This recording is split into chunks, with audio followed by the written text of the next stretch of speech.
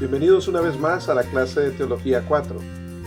En estas últimas semanas hemos estado hablando acerca de una doctrina que por mucho tiempo ha sido bastante descuidada. Y a muchos cristianos incluso no le ponen tanta atención a la doctrina de los ángeles, los seres que están a nuestro favor, que Dios ha puesto a ministrar a cada uno de nosotros como hijos de Dios. Ahora, hay consideraciones generales. Hay ángeles santos y hay ángeles caídos, ángeles que sirven a Dios y sirven a los hijos de Dios, pero también existen los ángeles caídos que están al servicio de nuestro enemigo, Satanás. Y hay muchas consideraciones generales que hacer. Si es uno de los temas del cual se menciona bastantes veces en la Biblia, ¿por qué muchas veces es tan ignorado? Es importante que entendamos muchas de las cosas esenciales acerca de lo que es la doctrina de los ángeles. Y una de las cosas que debemos de entender es cómo son los ángeles. ¿Cómo son los ángeles? Los ángeles son seres creados según la palabra de Dios. La Biblia misma afirma de que los ángeles son seres creados. Y como seres creados tuvieron que tener, eso quiere decir que tuvieron que tener un momento donde comenzaron. No son eternos al igual que Dios. Sí son seres espirituales, pero no son eternos. Así que, por supuesto, son seres creados por Dios, que es el único creador. Así lo afirma la Biblia en Colosenses capítulo 1, versículo 16. Habla de dominios, de principados, de potestades. Estos son nombres genéricos para descubrir también los rangos y los poderes que tienen los seres angelicales. Ahora, ¿cuándo fueron creados? Ya lo mencionamos en nuestra última clase. Job capítulo 38, versículos 6 y 7, dice que fueron creados antes de la creación del universo físico, o sea, antes de que la tierra y el universo fueran creados. Los ángeles fueron creados. Todo parece indicar que fueron creados de forma individual y simultáneamente. ¿Cuántos ángeles existen? Las características de los ángeles son increíbles también. Ahora, ¿cuántos existen de ellos? Según Daniel capítulo 7, versículo 10, no se sabe. Son muchos, son millones de ángeles. Y sus características son características especiales de cada uno de ellos. ¿Cómo son los ángeles? Para comenzar, vamos a decir que los ángeles son seres personales. ¿Por qué? Cuando hablamos de seres personales, me estoy refiriendo a que tienen personalidad. Por ejemplo, son seres inteligentes. Según Primera de Pedro 1:12, tienen inteligencia, saben pensar, saben analizar.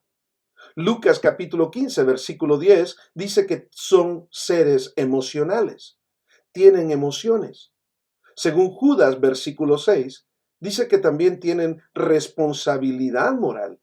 Por eso algunos ángeles están rondeando la tierra, otros están al servicio de los santos, de los cristianos voluntariamente, otros tomaron decisión de darle la espalda a Dios y seguir a Satanás, y otros están en prisiones porque tienen responsabilidad moral. Y según el mismo libro de Judas, versículo 9, los ángeles tienen voluntad propia. Ahora, es importante entender, letra B, que no tienen cuerpo. Son seres espirituales. Así que no mueren físicamente. Lucas capítulo 20, versículo 33 nos enseña esto. La palabra de Dios también nos enseña de que el lago de fuego está preparado para el diablo y sus ángeles.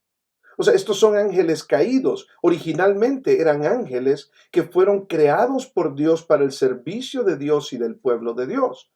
Pero le dieron la espalda a Dios y ellos no tienen cuerpo, pero van a estar por la eternidad en el lago de fuego y azufre que fue creado para el diablo y sus ángeles.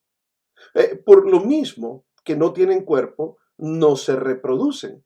Marcos capítulo 12, versículo 25 nos dice que cuando resuciten los muertos, ni se casarán ni se darán en casamiento en el cielo, sino que serán como los ángeles que están en el cielo. Ahora, esto es bien importante entenderlo, de que los ángeles no tienen cuerpo.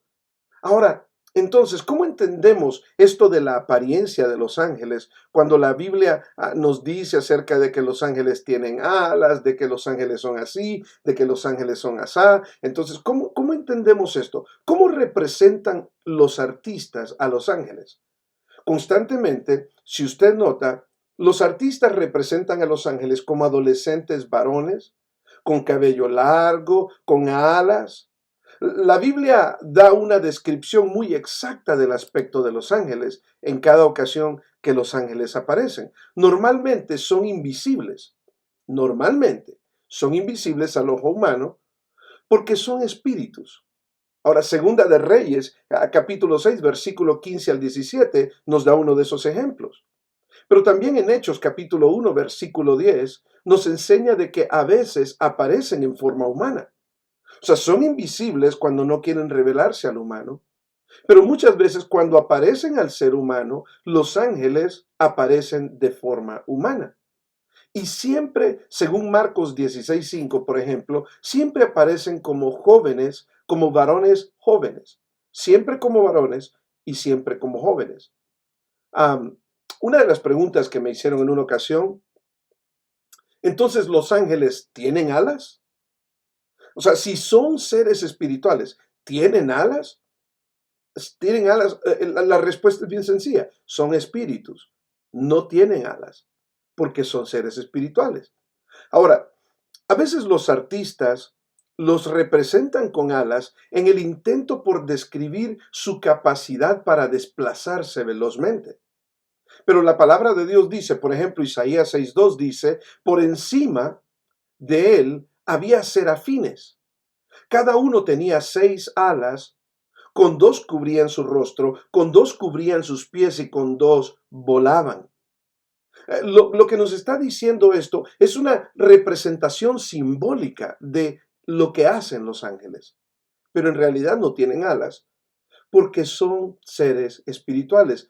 El espíritu no es algo material, por lo tanto no puede tener alas, pero nos da una idea de la rapidez con la que se desplazan los ángeles. Recuerde usted que un ángel está aquí ahorita. Si el ángel está aquí ahorita, no puede estar en el otro lado del mundo. ¿Por qué? Porque el único que es omnisciente y omnipresente, que lo sabe todo, que está en todo lugar, a la misma vez, solo existe uno, ese es Dios.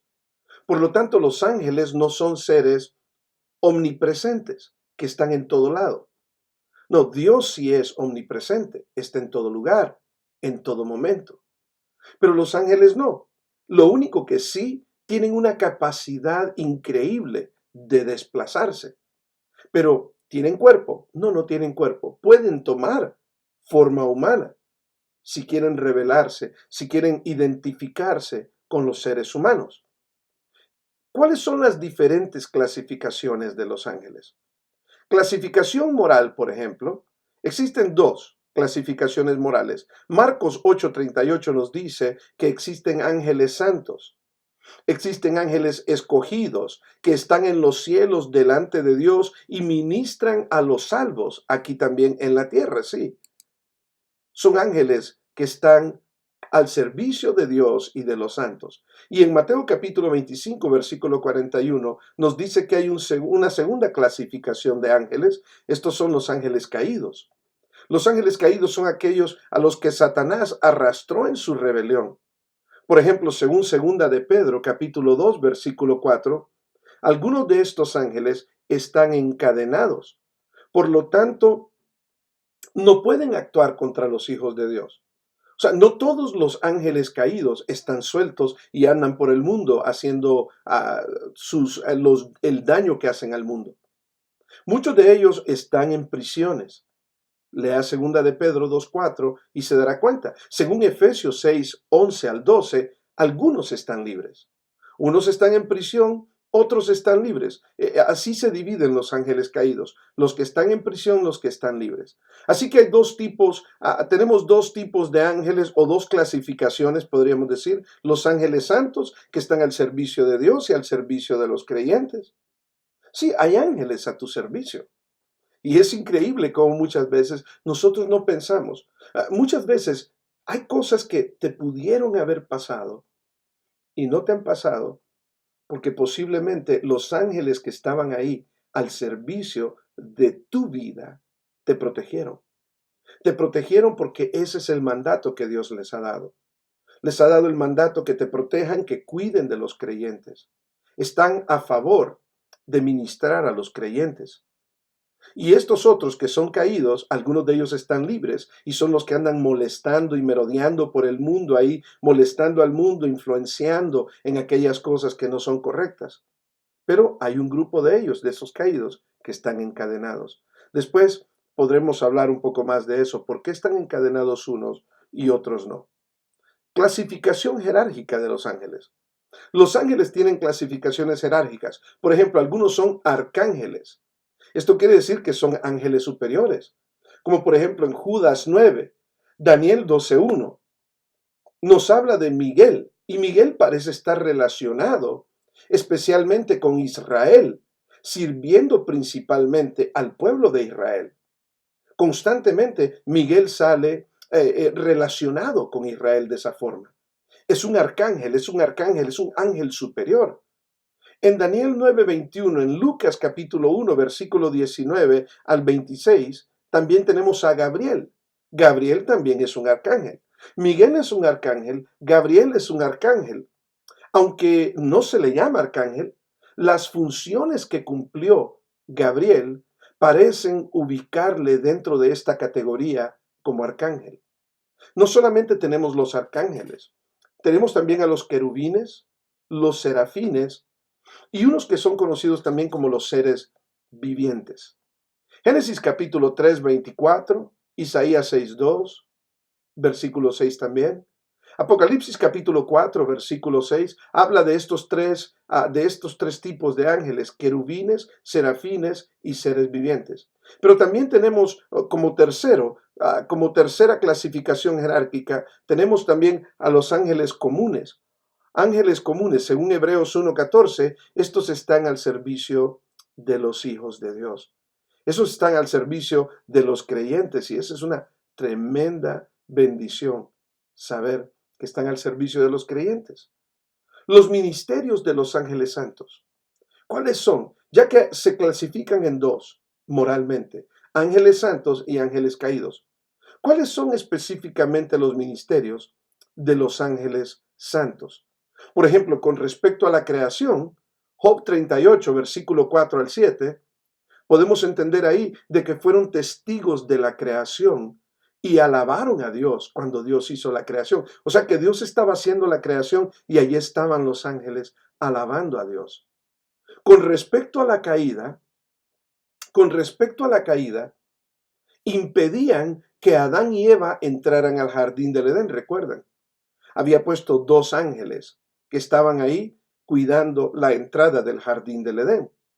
Con respecto a Israel, Génesis capítulo 28, versículo 10 y 12, versículo del 10 al 12, dice que en el sueño de Jacob, o sea, el significativo, que los ángeles subían y bajaban esa escalera en el sueño de Jacob, eso simboliza la ida y la vuelta entre el cielo y la tierra, entre Dios y Jacob. O sea que van y vienen, van y vienen, están ministrando, llegan delante de Dios y vienen a ministrar al pueblo de Israel, vienen y llegan a ministrar al pueblo de Israel. Es posible, es posible. Gálatas 3:19 dice que en la entrega de la ley mosaica, ahí estuvieron los ángeles también envueltos. Ese es uno de los ministerios con respecto a la ley mosaica.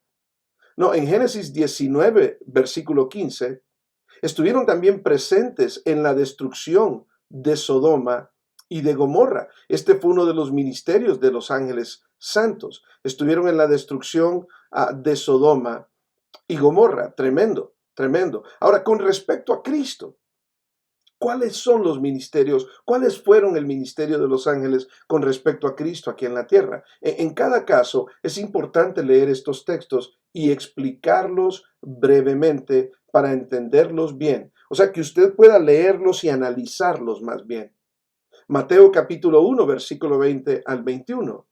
Lucas capítulo 2, versículo 9 al 14. ¿Qué fue lo que hicieron los ángeles aquí según estos versículos?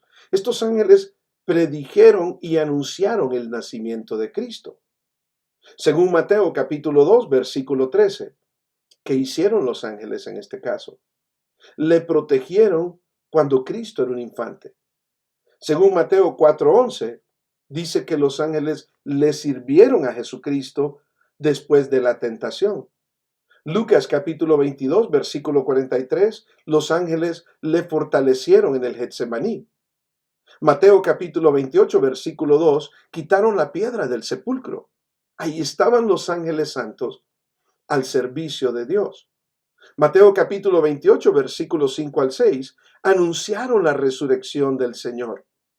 Después de que termine el ministerio de Cristo, comienza aquí en Hechos capítulo 1, antes de la ascensión de Cristo, pero estuvieron ahí los ángeles para presenciar esa ascensión y predijeron el regreso de Cristo. Hechos capítulo 1, versículo 10 al 11. Segunda de Tesalonicenses 1:7. Le acompañaron a Cristo, le acompañarán a Cristo, perdón, cuando Él regrese. Él vendrá con sus ángeles. Y según Apocalipsis 5 del 11 al 12, le adorarán eternamente. Con respecto a los profetas y a los apóstoles, ¿cuál es el ministerio de los ángeles santos? Fueron portadores de las revelaciones. Vean ustedes en Daniel capítulo 9, versículo 21 al 23, Apocalipsis capítulo 1, versículo 1. Ellos portaron la revelación que fue dada a los creyentes, que fue dada a los profetas. Hechos capítulo 12, versículo del 1 al 17, especialmente el versículo 7 al 11, fueron la respuesta de Dios a la oración, tanto a la oración de Pedro como a la oración de la iglesia. Ahora, recuerde el incidente de Daniel 9, que ustedes puedan leer ahí. Es importante que vean cómo los ángeles ministran y son portadores de las respuestas de las oraciones que Dios nos da. En Hechos capítulo 5, versículo 19 al 20, animaron, ayudaron y liberaron también en tiempos de peligro a los creyentes. El ministerio de los ángeles es increíble. Es increíble cuando nosotros vemos cada uno de estos ministerios. Con respecto a los incrédulos, por ejemplo, ¿cuál es el ministerio de los ángeles? Según Apocalipsis 19, versos 17 y 18, a veces los ángeles anuncian un juicio inminente para los no creyentes.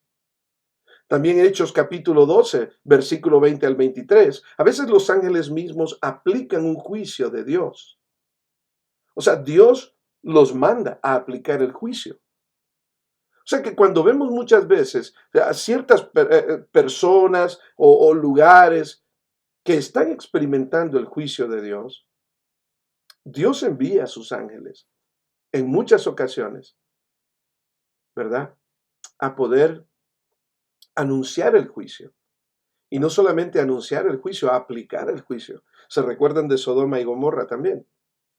Los ángeles ejecutarán la mayor parte de los juicios de Dios en la tribulación. Los ángeles son los que van a abrir los sellos, son los que van a tocar la trompeta, son los que van a derramar las copas. Y eso lo pueden encontrar en Apocalipsis capítulo 8, capítulo 9, capítulo 16. En Mateo capítulo 13, versículo 37 al 42, son los ángeles lo que nos dice la palabra de Dios que van a ejecutar, van a ser los segadores al final de los tiempos. Van a ser los que van a recoger el trigo y separar el trigo de la cizaña. Con respecto a los ángeles caídos, ¿cuál es el ministerio de los ángeles santos? Según Daniel capítulo 10, versículo 11 al 14, no permiten que los ángeles caídos frustren los propósitos de Dios. O sea que muchas veces nosotros nos damos cuenta y puede ser que frente a nosotros o ahí mismo al lado de nosotros esté sucediendo una guerra angelical. Es algo que no nos damos cuenta porque nosotros no estamos en esa estación, no estamos no tenemos la capacidad de identificar eso en ese momento. Pero es tremendo, puede estar habiendo una guerra de ángeles, porque los ángeles santos no permiten que los ángeles caídos frustren los propósitos de Dios. Es más, Apocalipsis 12, los ángeles santos derrotan a los ángeles caídos en la mitad de la tribulación.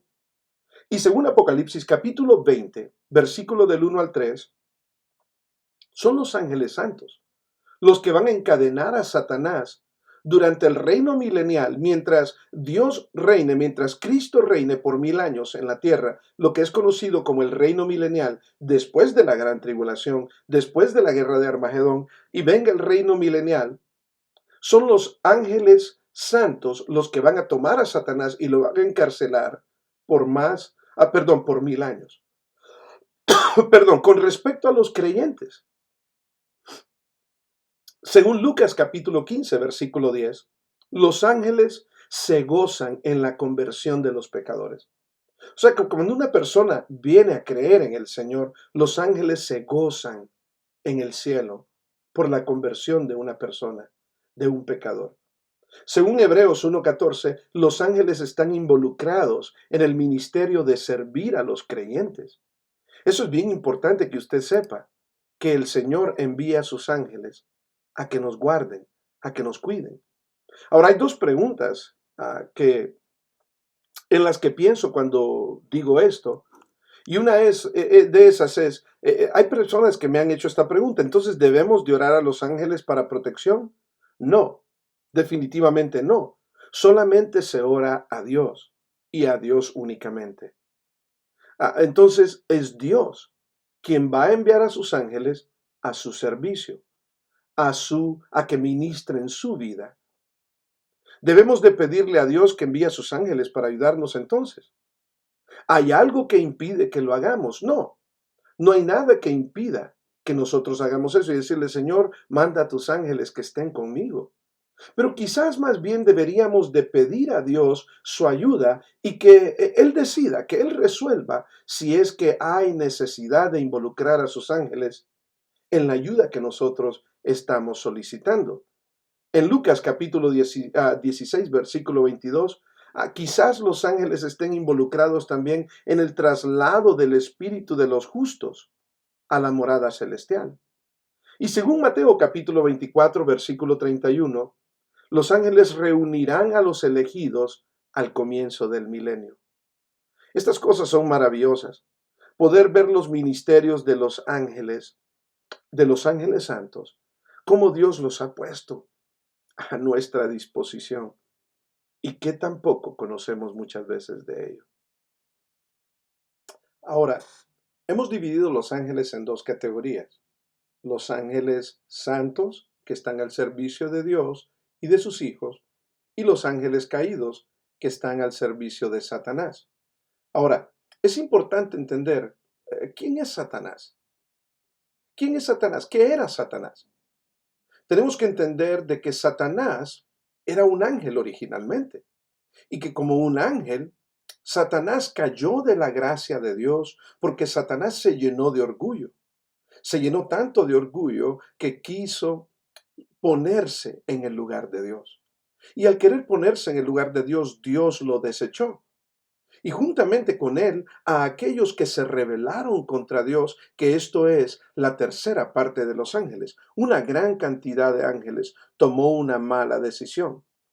Pero estos ángeles caídos, ¿quién es su comandante y jefe? Su comandante y jefe es Satanás mismo. Y es importante que entendamos nosotros su personalidad y sus nombres, porque eso tiene mucho que ver en quién es él realmente. Su personalidad. Por ejemplo, al igual que Dios tiene atributos, Satanás tiene atributos que le identifican también como una persona.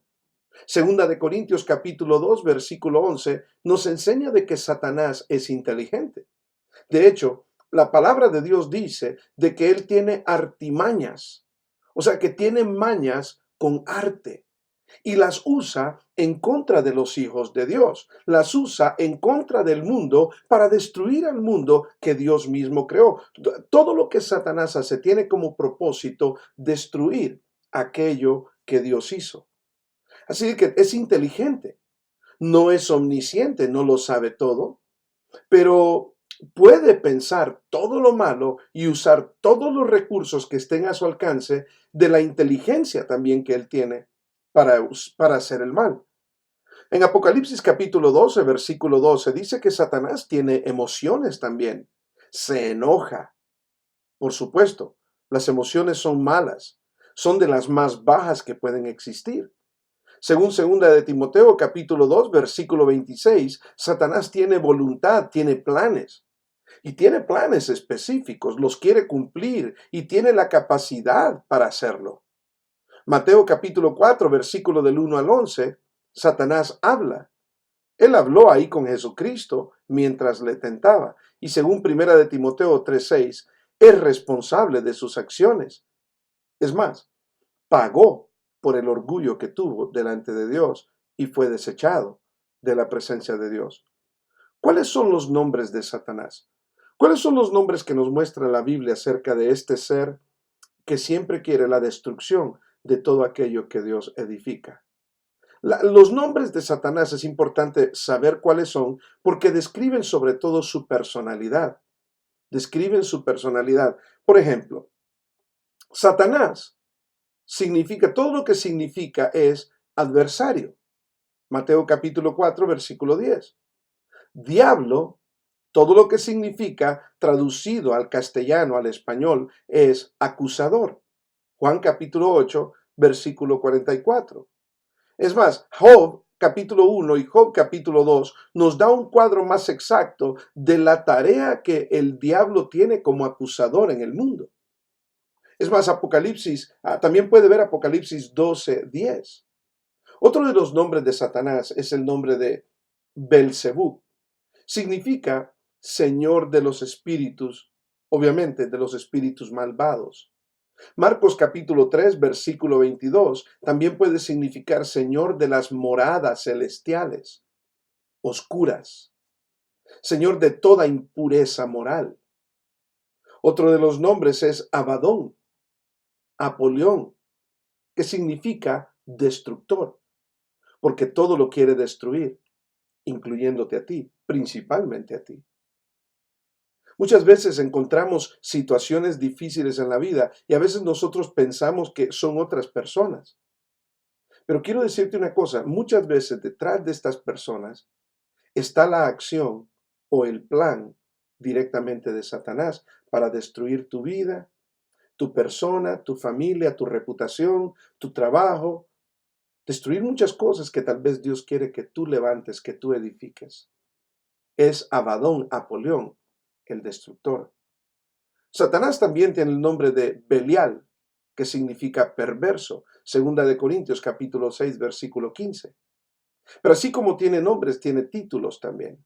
Los títulos descriptivos de Satanás nos dice la palabra de Dios que Satanás es el maligno, Efesios 6:16.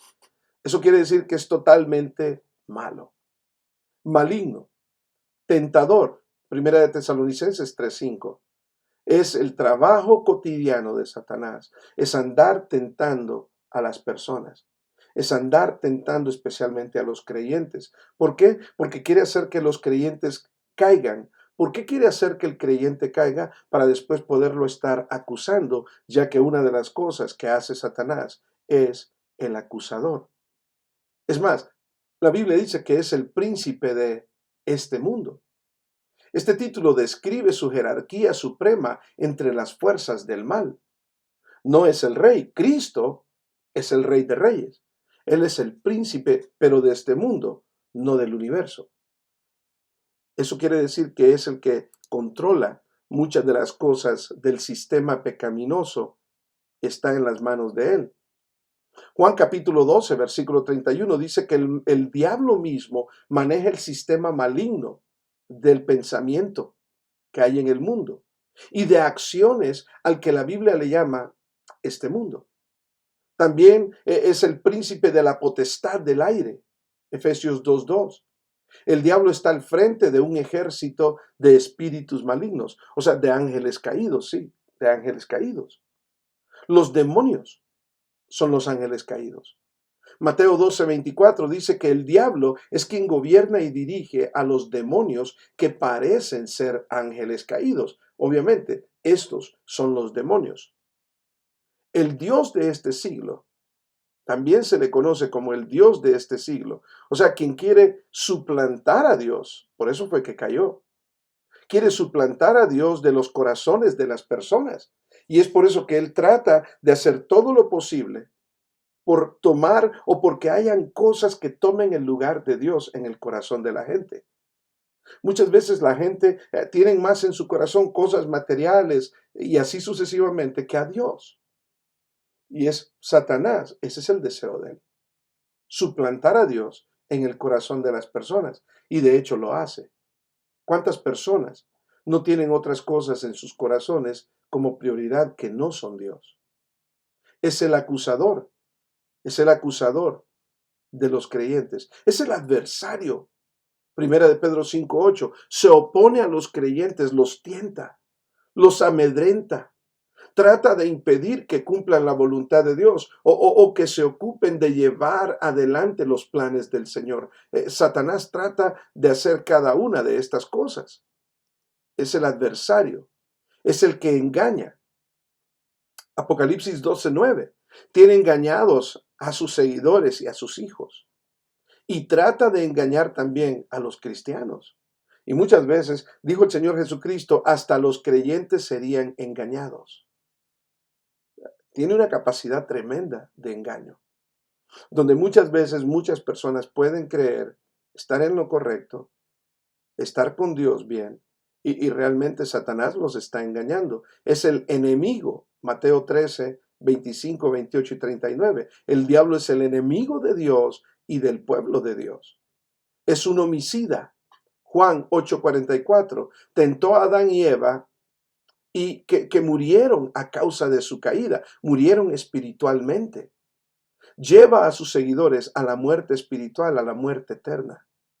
Es el padre de la mentira. Cuando quiera que tú escuchas una mentira de la palabra de Dios, el originario de eso es el padre de la mentira. Es por eso que cuando encontramos falsas doctrinas, falsas enseñanzas, falsos maestros, es importante entender que el que origina esas cosas, si yo promuevo una falsa doctrina, yo estoy promoviendo una enseñanza de Satanás mismo, porque él es el padre de la mentira. Es importante entender la gravedad de esto. Hablar acerca de la mentira de Satanás es una cosa terrible lo que Satanás hace. Es eso lo que identifica a Satanás como mentiroso. Hay representaciones o imágenes gráficas sobre Satanás en la palabra de Dios también. Ahora, estos no son títulos, sino formas que adopta o en que se le representa a Satanás, como por ejemplo en 2 Corintios 11:3, se le representa como la serpiente, igual que en el Edén. También en Apocalipsis 12:9 se le representa como el dragón. En 2 capítulo 11, versículo 14, se le representa como ángel de luz. O sea que toma un aspecto de luz con el propósito de engañar y engaña a muchas personas. Muchas personas creen estar siguiendo a Dios cuando realmente están siguiendo los engaños de Satanás. También en 1 de Pedro 5:8 se le conoce como el león rugiente. Y el león rugiente anda como león rugiente buscando a quien devorar porque él anda buscando intimidar a los creyentes y devora a los no creyentes. Es importante poder entender esto de la personalidad y los nombres de Satanás y cómo eso mismo afecta en nuestras vidas. Ahora, Satanás mismo tiene un programa, sí, tiene un plan directo. Tiene un plan, tiene una carrera. Y recuérdense, están los ángeles santos que nos están apoyando, que nos están ayudando, que nos están ministrando, pero está Satanás que está al mando de los ángeles caídos o demonios. Es importante entender cuál es el programa, cuál es su programa y su carrera. El programa. 2 Corintios 12:11, permítame leérselo. 2 Corintios 12:11 dice que para que Satanás no gane ventaja, o sea que él siempre trata de estar ganando ventajas sobre los demás, especialmente sobre los creyentes. Para que Satanás no gane ventaja alguna sobre nosotros, pues no ignoramos sus maquinaciones. O sea que esta referencia nos indica que Satanás tiene un programa, tiene una maquinación, tiene un plan de trabajo contra Dios y contra sus escogidos. Tiene acechanzas. De hecho, Efesios capítulo 6, versículo 11, aquí nos dice en la palabra de Dios que debemos de vestirnos con toda armadura de Dios para que podamos resistir y estar firmes contra las acechanzas del diablo. Acechanzas, qué tremendo es esto. Acechanzas del diablo, artimañas, le llama la palabra de Dios en la Nueva Versión Internacional, en la Biblia de las Américas. O sea que el diablo tiene mañas con arte. O sea que te las pinta bien bonito. No, el programa de él, el programa y el plan que tiene el diablo, no te va a presentar las cosas obvias. ¿Por qué? Porque te lo pinta bien bonito, porque tiene artimañas. Es arte, es maña con arte. Sabe hacerlo. Sabe hacerlo muy bien para engañar a los creyentes. En el griego original, la palabra es metodeías. Metodeías, de donde viene la palabra método. O sea que el diablo tiene método en el plan que él tiene. Él tiene un plan y desarrolla un método para ejecutar ese plan o ese programa. En relación con Dios, ¿qué es lo que Satanás hace? Satanás calumnia a Dios. Vean Génesis capítulo 3, verso 4 y 5. En el momento de la caída, en el proceso de la caída del ser humano, Satanás calumnió a Dios. Segunda de Tesalonicenses 2:9. Satanás se opone a Dios y en este versículo ejerce su oposición usando al anticristo en segunda de Tesalonicenses 2:9.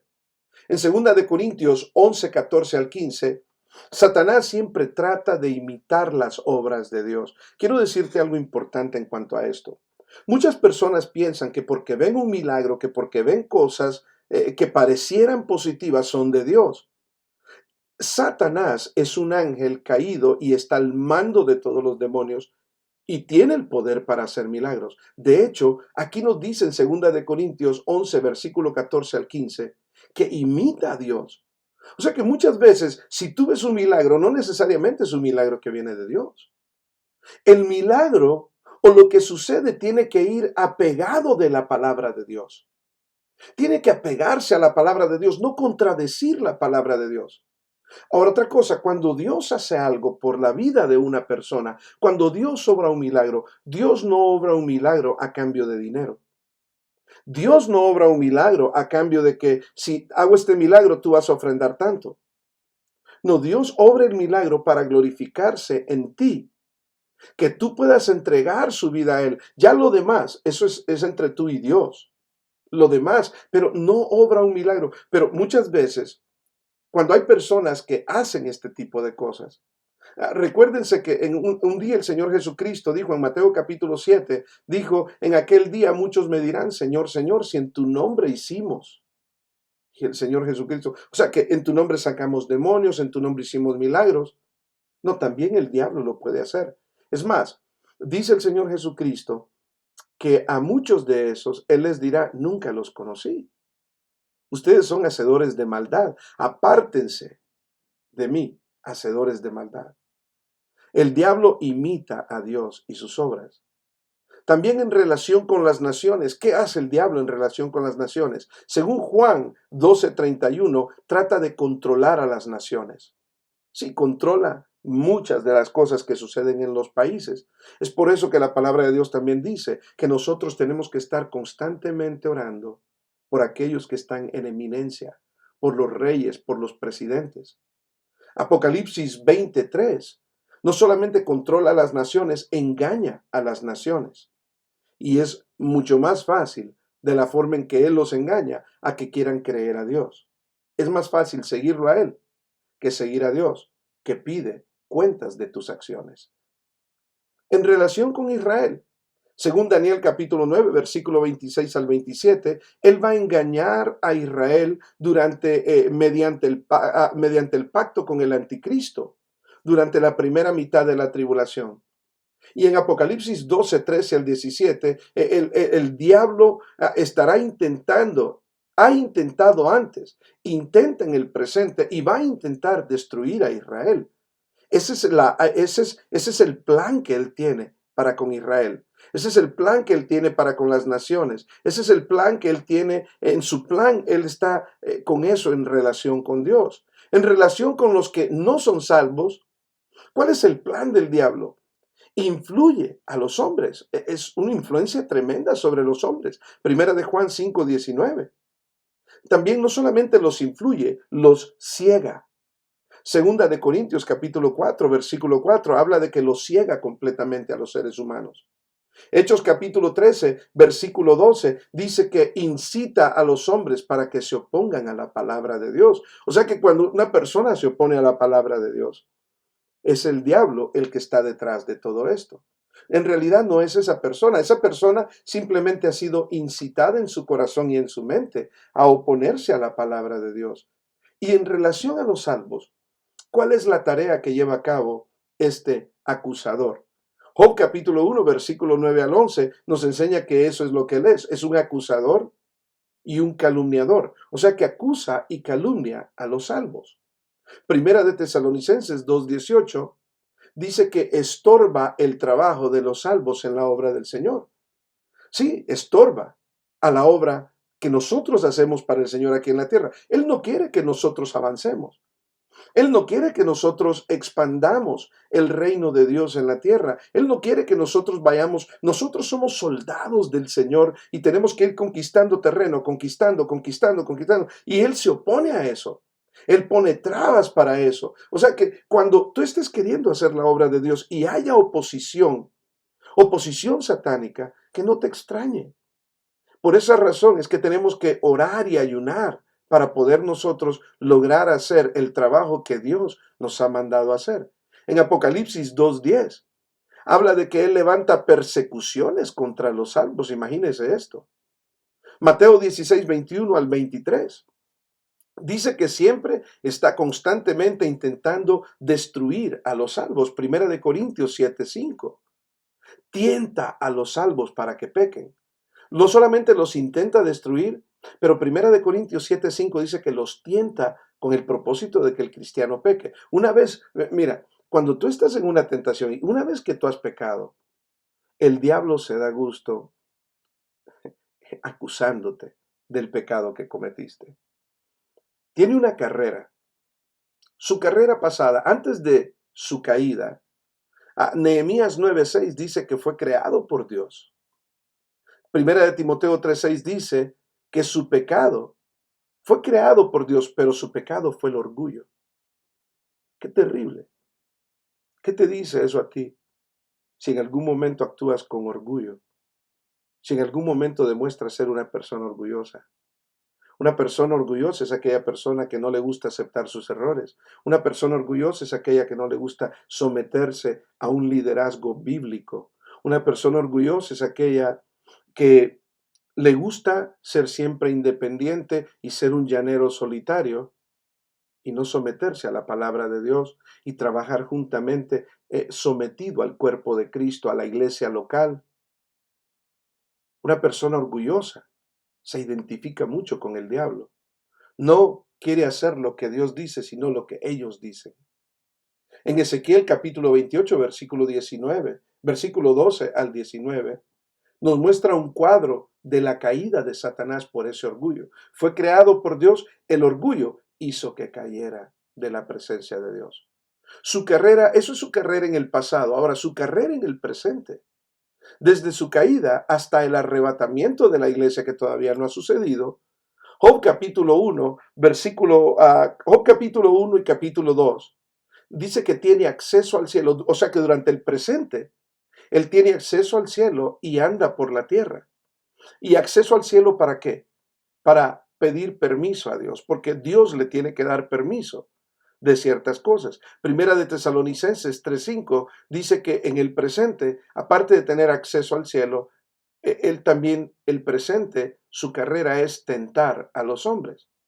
¿Cuál va a ser la carrera en el futuro de Satanás? La carrera en su futuro es desde el arrebatamiento de la iglesia hasta la eternidad. Según Apocalipsis 12, del 7 al 12, dice que a la mitad de la tribulación va a ser arrojado a la tierra. O sea que tiene acceso al cielo, no más va a tener acceso al cielo. Según Apocalipsis 20, versículo del 1 al 3, al final de la tribulación es encarcelado y será encarcelado durante 1000 años. Apocalipsis 20, versículos 7 al 8, dice que al final del milenio será liberado temporalmente.